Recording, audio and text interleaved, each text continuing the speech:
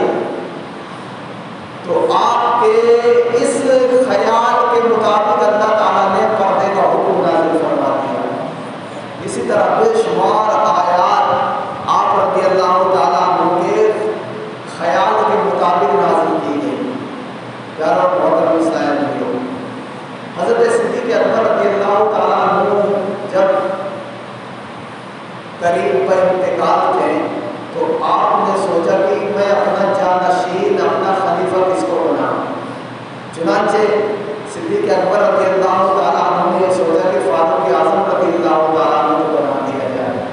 لیکن دل میں خیال آیا کہ ایسا نہ ہو کہ بعد میں لوگ انتشار کریں، لہٰذا کیوں نہ ایسا کیا جائے کہ لوگوں ہی سے پوچھا جائے کہ کس کو خلیفہ بنایا جائے، اور فاروق اعظم رضی اللہ تعالیٰ عنہ کے متعلق لوگوں کا کیا خیال ہے۔ چنانچہ ابو بکر صدیق رضی اللہ تعالیٰ عنہ کی طبیعت جب زیادہ ناساز ہوئی تو آپ رضی اللہ تعالیٰ عنہ نے حضرت عبد الرحمن بن عوف کو بلا کر ارشاد فرمایا کہ آپ حضرت عمر بن خطاب کے متعلق کیا کہتے ہیں؟ انہوں نے عرض کیا حضور جس مسئلے کے متعلق آپ مجھ سے پوچھ رہے ہیں آپ سے بہتر اس کے بارے میں کوئی نہیں جانتا۔ صدیق اکبر رضی اللہ تعالیٰ عنہ نے فرمایا پھر بھی کچھ تو کہو۔ انہوں نے عرض کیا خدا کی قسم اللہ آپ یعنی صدیق اکبر رضی اللہ تعالیٰ عنہ نے حضرت فاروق اعظم رضی اللہ تعالیٰ عنہ کے بارے میں جو سوچا ہے یعنی خلیفہ بنانے کی رائے قائم کی ہے وہ اس سے افضل ہے کہ انہی کو خلیفہ بنایا جائے۔ چنانچہ پھر صدیق اکبر رضی اللہ تعالیٰ عنہ نے عثمان غنی رضی اللہ تعالیٰ عنہ کو بلایا اور ان سے بھی یہی پوچھا کہ مجھے عمر فاروق اعظم رضی اللہ تعالیٰ عنہ کے بارے میں بتاؤ۔ عثمان غنی رضی اللہ تعالیٰ عنہ نے جواب دیا حضور آپ ہم سے بہتر جانتے ہیں۔ حضرت صدیق اکبر رضی اللہ تعالیٰ عنہ نے فرمایا اس کے علاوہ کچھ تو کہو۔ عثمان غنی رضی اللہ تعالیٰ عنہ نے عرض کیا کہ حضرت فاروق اعظم کے بارے میں میرا علم یہی ہے کہ ان کا باطن ان کے ظاہر سے کہیں بہتر ہے اور ہمارے درمیان ان کی مثال مثل کوئی نہیں ہے۔ اسی طرح صدیق اکبر رضی اللہ تعالیٰ عنہ نے بڑے بڑے اجلہ صحابہ کو بلا کر ایک ایک سے پوچھا کہ فاروق اعظم کے بارے میں کیا کہتے ہو، فاروق اعظم کے بارے میں کیا کہتے ہو۔ لہٰذا سب سے جب رائے دے لی تو آپ نے لکھ دیا وصیت فرما دیا کہ میرے بعد عمر فاروق اعظم رضی اللہ تعالیٰ عنہ خلیفہ بنیں گے۔ فاروق اعظم رضی اللہ تعالیٰ عنہ وہ صحابی رسول ہیں، وہ خلیفۃ المسلمین ہیں کہ جب آپ مسند خلافت پر بیٹھتے ہیں تو تب سے لے کر آپ نے اسلام کی ایسی تبلیغ فرمائی کہ ایک انگریز علم فلکیات کا ماہر جس کا نام تھا مائیکل ہارٹ، اس نے 1978 میں ایک کتاب لکھی جس کتاب کا نام ہے 100 عظیم آدمی۔ اس نے جب سے دنیا بنی تب سے لے کر 1978 تک جتنے لوگ گزر گئے ہیں جنہوں نے بڑے بڑے کارنامے انجام دیے، جنہوں نے بڑے بڑے کام کیے، بڑے بڑے بادشاہ رہے، ان سب کی تاریخ کو پڑھنے کے بعد جب کتاب لکھا اس کتاب میں 100 عظیم آدمی 100 بڑے آدمیوں کا تذکرہ کیا تو اس نے سب سے پہلے ہمارے اور آپ کے نبی محمد عربی صلی اللہ تعالیٰ علیہ وسلم کو لکھا کہ 100 مہان آدمیوں میں سے سب سے نمبر 1 کے محمد عربی ہیں۔ جب اس نے کتاب لکھی اور جب 1978 میں یہ کتاب چھپی، یہ اپنے مذہب کے اعتبار سے عیسائی تھا، اس سے لوگوں نے پوچھا کہ تم نے سب سے پہلے محمد عربی کا نام کیوں لکھا ہے، مسلمانوں کے نبی کا نام کیوں لکھا ہے؟ تو اس نے کہا کہ میں سوچ رہا تھا کہ مجھ سے یہ سوال کیا جائے گا کہ میں عیسائی ہوں تو عیسیٰ علیہ السلام کے بارے میں سب سے پہلے لکھتا، لیکن میں نے محمد کے بارے میں کیوں لکھا؟ کیونکہ محمد جیسی ذات نہ دنیا میں آئی ہے اور نہ کوئی آئے گا۔ اس نے خوبیاں بیان کی اور اسی کتاب میں 100 عظیم آدمیوں میں سے فاروق اعظم رضی اللہ تعالیٰ عنہ کو اس نے 25ویں نمبر پہ لکھا۔ کتنے نمبر پہ لکھا ہے؟ 25ویں نمبر پہ کہ فاروق اعظم رضی اللہ تعالیٰ عنہ وہ صحابی ہے، وہ شخص ہے جنہوں نے نئے نئے کام انجام دیے۔ وہ کون سے کام ہیں تو آئیے سنیے۔ نمبر 1، حضرت فاروق اعظم رضی اللہ تعالیٰ عنہ ہی وہ شخص ہے جنہوں نے ہجری تاریخ کا آغاز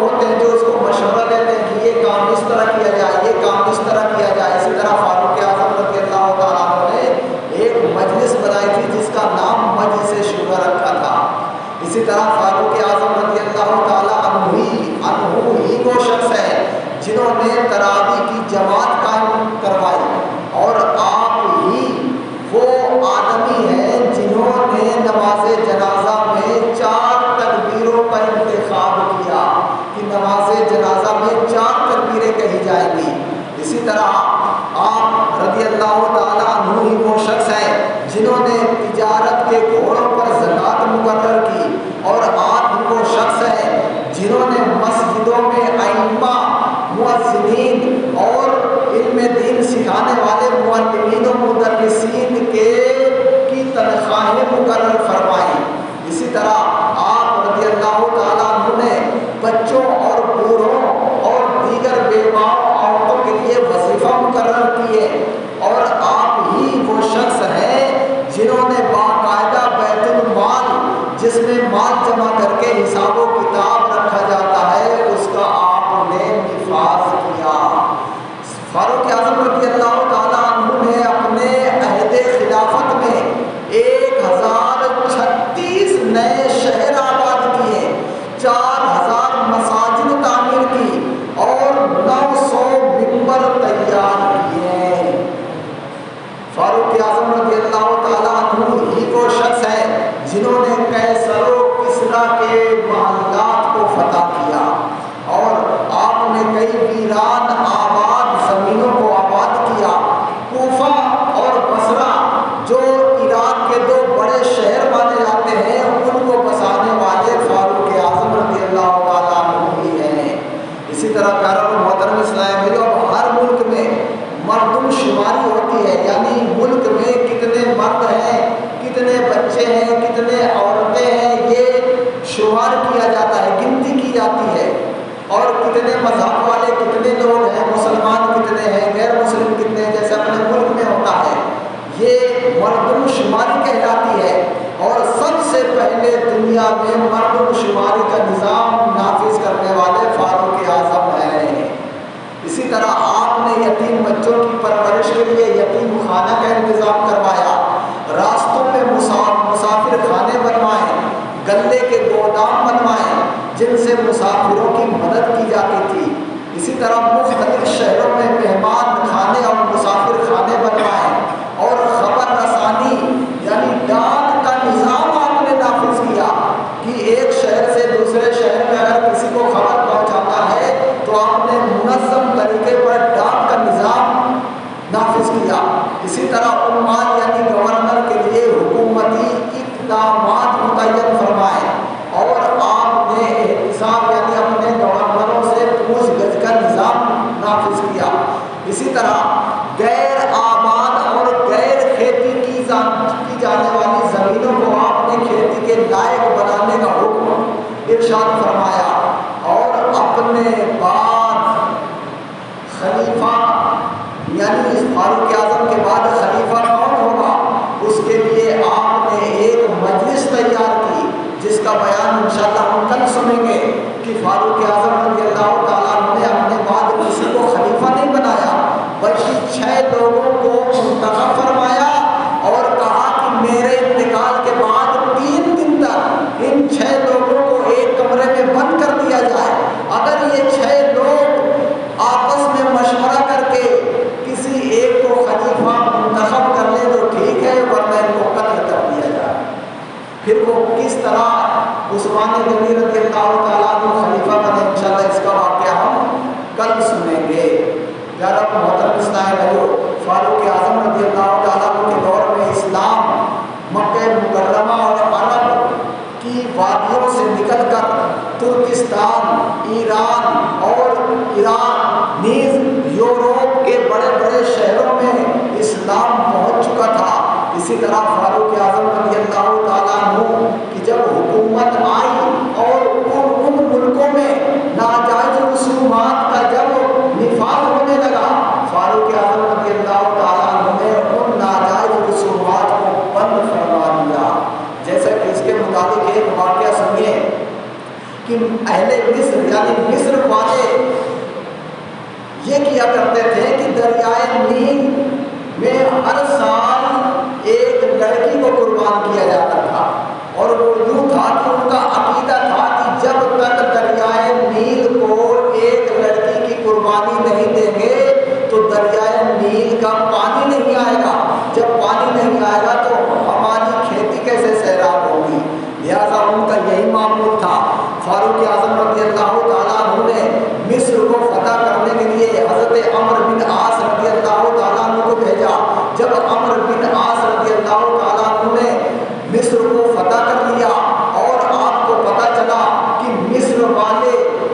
دریائے نیل میں ایک کنواری لڑکی کو قربانی